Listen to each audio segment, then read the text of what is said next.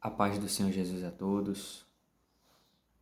Ezequiel capítulo 2 diz assim: Esta voz me disse, filho do homem, põe-te em pé e falarei contigo.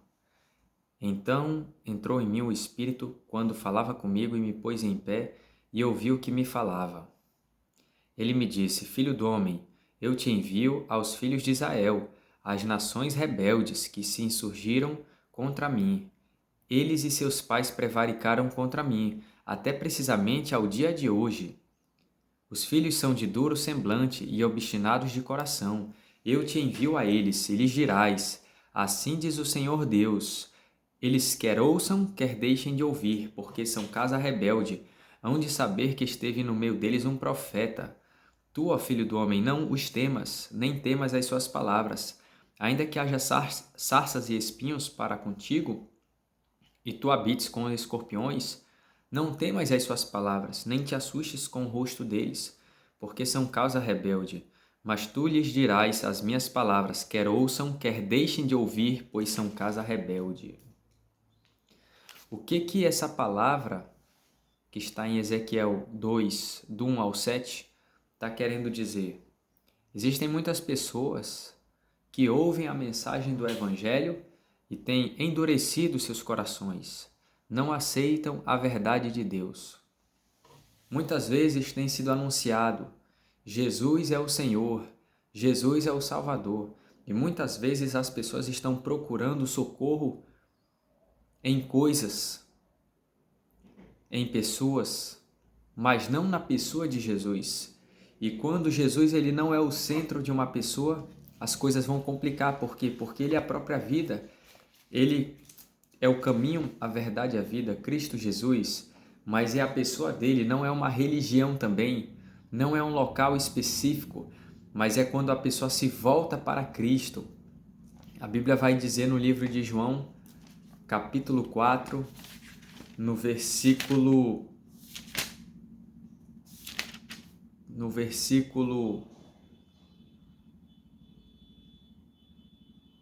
21, disse-lhe Jesus: Mulher, podes crer-me que a hora vem, quando nem neste monte nem em Jerusalém adorareis o Pai. O Pai, quer dizer, o Pai. Então está dizendo o quê? Que não era nem em Jerusalém, nem naquele local, que é onde tinha o templo, que é onde o povo ia, nos cultos, e nem naquele monte. E onde seria? Aí 22, Jesus continua dizendo: Vós adorais o que não conheceis. Nós adoramos o que conhecemos, porque a salvação vem dos judeus. Então ele está declarando que a salvação vem dos judeus. Por quê? Porque veio pela promessa a Abraão, da descendência de Abraão. Jesus era da descendência de Abraão também. E aí vai dizer no versículo 23, Mas vem a hora, e já chegou, em que os verdadeiros adoradores, olha só, os verdadeiros adoradores adorarão o Pai em espírito e em verdade, porque são estes que o Pai procura para seus adoradores. Então os verdadeiros adoradores eram aqueles que viviam para Deus, que viviam uma vida para Cristo, não era apenas ir para o culto no templo, no local onde o povo congregava, onde tinha os líderes, onde oravam, onde tinha cobertura espiritual, onde tinha oração pelas pessoas. Mas ele estava querendo dizer que era em espírito e em verdade. E o que seria esse adorador em espírito e em verdade?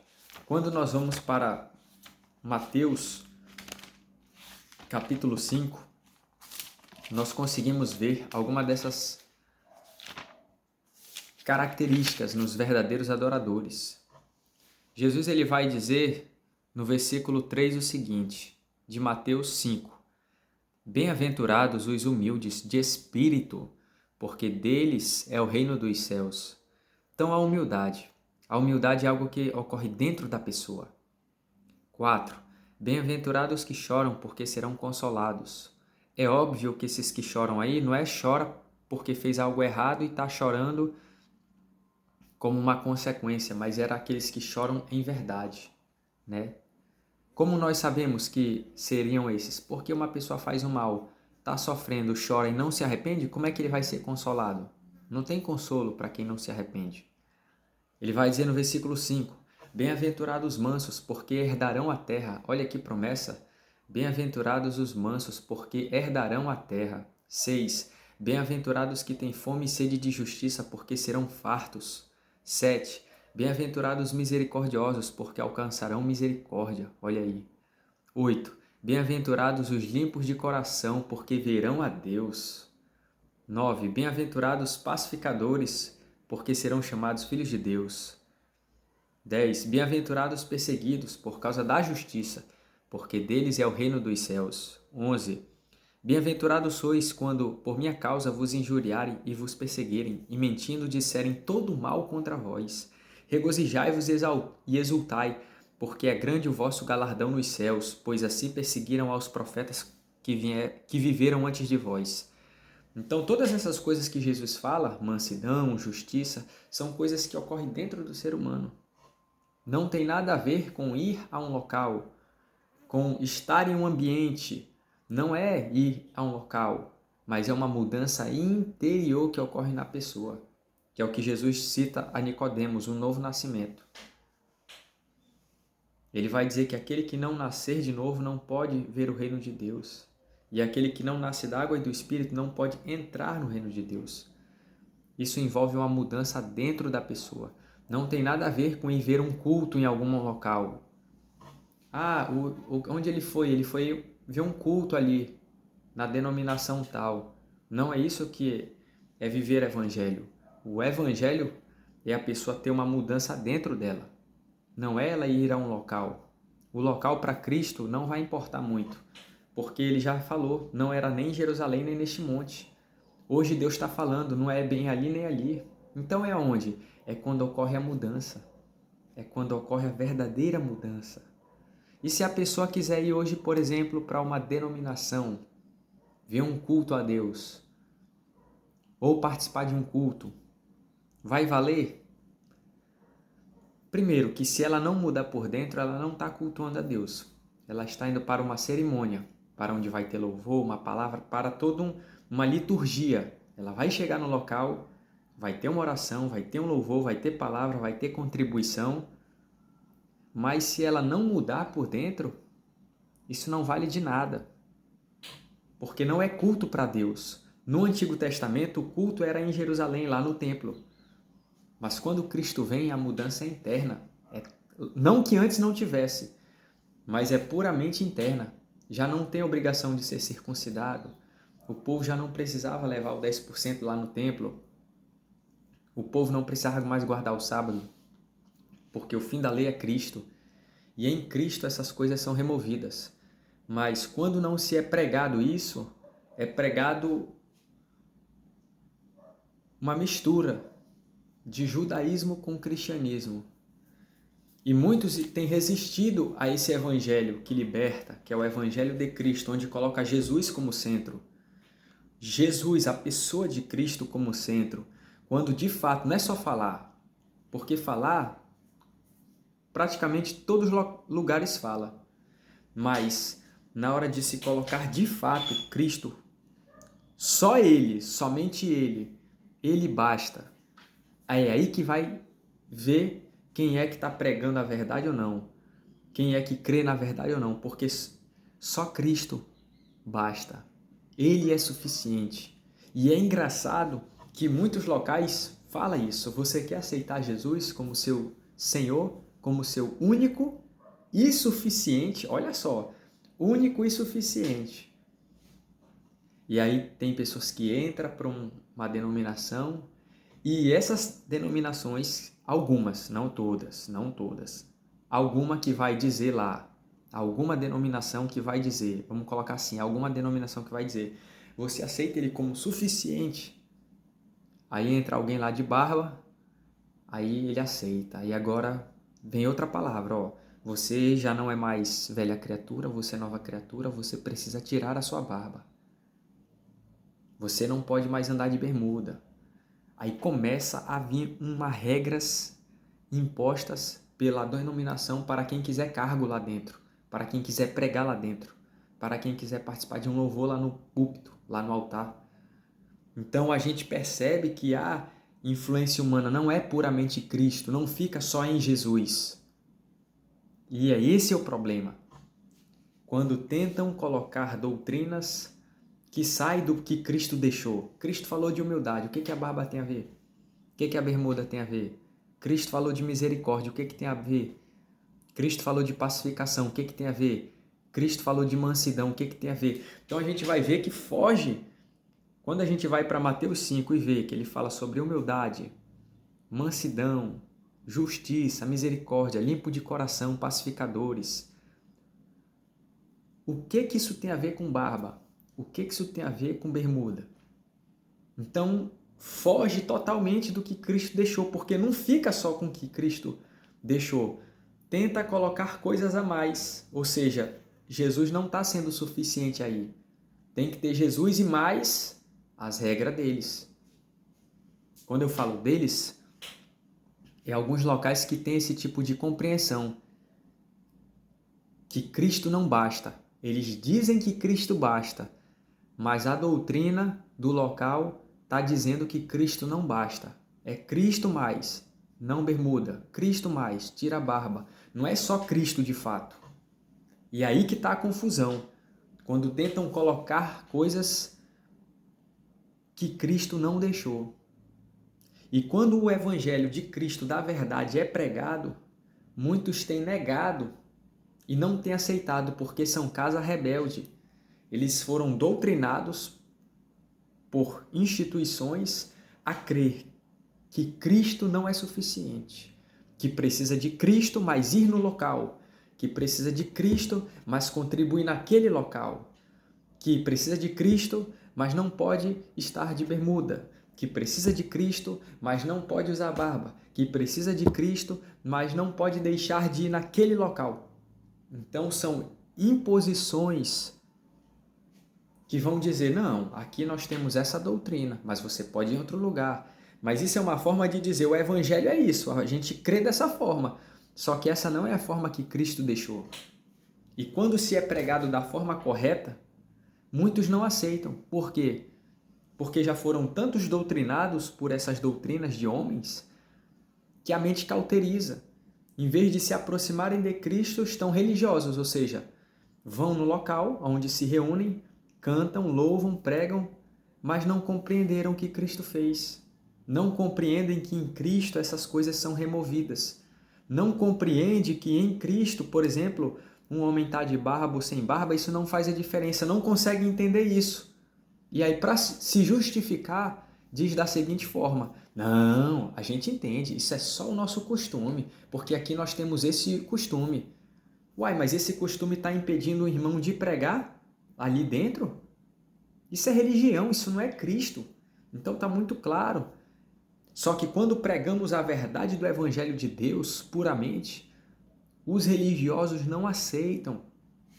Por quê? Porque eles estão perdendo, talvez, dinheiro. Porque os irmãos pensam, se eu sou livre em Cristo, eu não preciso ir lá. Eu posso buscar em qualquer lugar. Eu posso me reunir na minha casa com meus irmãos. Posso reunir na casa do irmão tal, que nós somos a igreja. Então isso tira o monopólio. Isso quebra aquelas regras ali de homens, aquele domínio. Só que o mundo, ele precisa disso para se alimentar esse sistema. E Cristo, ele vai contra esse sistema religioso. E quando pregamos a verdade, que só Cristo de fato basta, muitos confessam, mas a doutrina não concorda com essa fala. Falam uma coisa, mas a doutrina aponta outra. Dizem, Jesus é suficiente, mas a doutrina não. Precisa isso a mais. Então não fica só em Jesus. Mas nós vamos anunciar o Cristo vivo para a glória do Deus Pai. Cristo Jesus é o Senhor. Nele, a lei de Moisés foi removida, como está em Efésios 2,15, que ele anulou na cruz a inimizade, isto é, a lei dos mandamentos. Cristo, ele aboliu a lei mediante a sua morte. Ele trouxe vida e salvação para todo aquele que crê. Aquele que se apega na pessoa de Jesus, ele vai ter vida de Deus.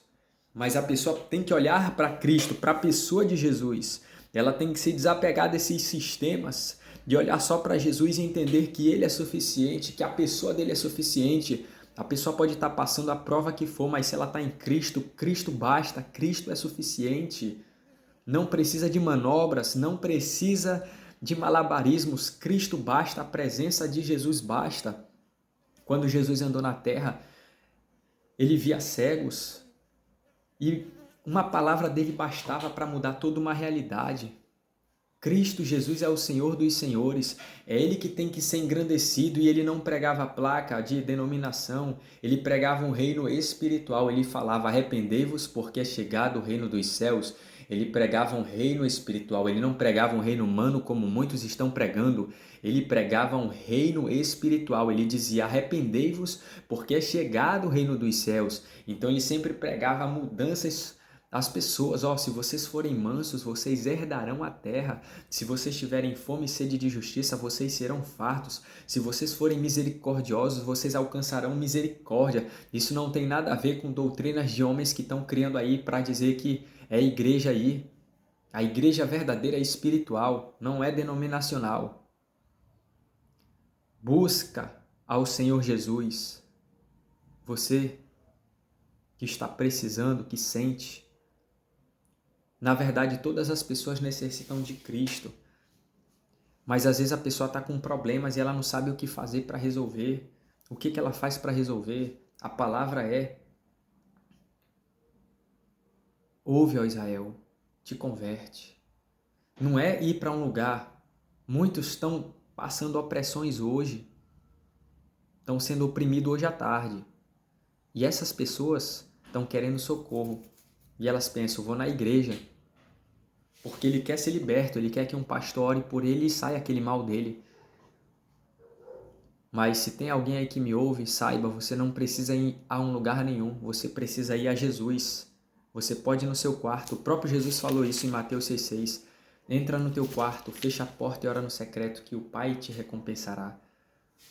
E se você fez isso e Deus não respondeu, então reveja seus conceitos, seus pensamentos, suas atitudes e veja onde você tem que mudar. Porque se você for verdadeiro e mudar de fato, é justo. Deus, ele não é injusto para não lhe ouvir.